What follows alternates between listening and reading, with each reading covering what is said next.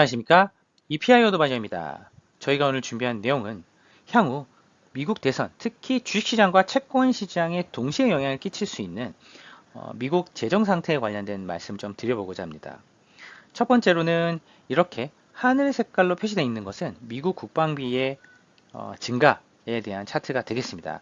1948년대부터 가장 중요한 비용 중에 하나가 미국의 국방비였습니다. 물론 세계대전도 있었고요. 중간에 지정학적 리스크를 부담할 때 있어서 미국이 가장 큰 역할을 해온 것도 사실이고, 그러다 보니까 글로벌 경제에 있어서 그런 중요한 축을 담당하게 된 가장 큰 이유 중에 하나가 미국이 이러한 역할을 해왔기 때문이었습니다.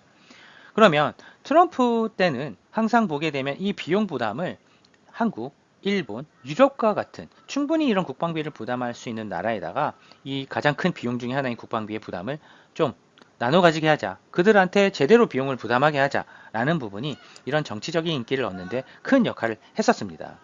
그러면 지금 이런 국방비보다 더 커진 비용이 있었으니 미국이 국방부서가 아닌 재무부서, 즉 재무부에서 발행한 이자 비용이 이 부분을 뚫고 올라가게 됩니다.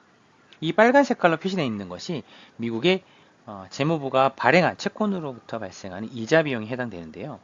이런 부분에 해당되는 것들이 이런 공공부채, 물론 재무부뿐만 아니라 다른 부분에 대해서 발생되는 공공부채들도 있습니다. 이러한 토탈 이자 비용에 대한 부담이 약 미국 GDP의 2%가 넘어서 거의 국방비 수준을 뚫고 올라가는 수준에 당도하게 되었습니다.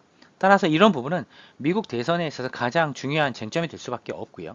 이 둘을 합하게 됐더니 약 5%에 해당되는 부분이기 때문에 미국 경제에 있어서 가장 중요한 아젠다가 될 수밖에 없을 것 같습니다. 자, 그러면 올해 있는 미국 대선을 이제 저희가 생각한다고 한다면 이런 부분이 미국 주식시장을 막 들었다 놨다 할 수 있는 부분인데, 그러면 이런 이자 비용에 대해서 과연 둘 다 입을 다물고 있을 수 있느냐?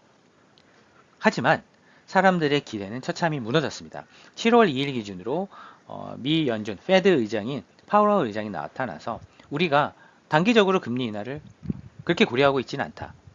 하지만 인플레이션이 어느 정도 잡힌 것 같다. 즉 시장이 예상했던 인플레이션이 잡힌 것 같으니 금리 인하 얘기하지 않을까라는 부분의 기대를 한 방에 무너뜨렸습니다. 따라서 이런 정치적인 아젠다가 되게 중요하게 부상을 했고, 하지만 연준 입장에서는 이런 부분에서 되게 보수적으로 얘기를 하고 있기 때문에 이런 이자 비용에 대한 부담은 사실 대선이 실시될 때까지 가장 중요한 아젠다가 하나가 될 수밖에 없는 국면이다. 따라서 이런 미국 금리에 대한 부분은 향후도 되게 들쑥날쑥 할 수밖에 없다. 이 둘은 특히 국방비와 이자 비용은 미국 주가와 미국 채권 금리 변동에 있어서 가장 중요한 팩터가 될 수밖에 없다. 따라서 올해 연말까지, 즉 11월 달까지 있는 대선의 움직임은 주가와 채권 가격에 영향을 미칠 수밖에 없으니 꼭 명심해야 되는 지표다라고 요약할 수 있을 것 같습니다. 그러면 첫 번째로 이런 이제 이자 비용이 급하게 이제 올라온 증가 속도는 없었다라는 부분을 한번 고민해 보셔야 될 것 같고요. 두 번째로는 이런 대선의 아젠다가 이 GDP 성장률을 훨씬 더 상회하는 수준에 있는데 이것들을 어떻게 제시 방안을 내놓을 것인가에 대한 부분도 한번 관심을 가지면 도움이 될 것 같고요. 마지막으로 미국 성장이 사실은, 즉 미국 경제 성장률이 해친다라는 부분은 불황이 올 수 있다는 얘기이기 때문에 불황이 오게 되면 사실 주식시장이 나쁘지 않습니까?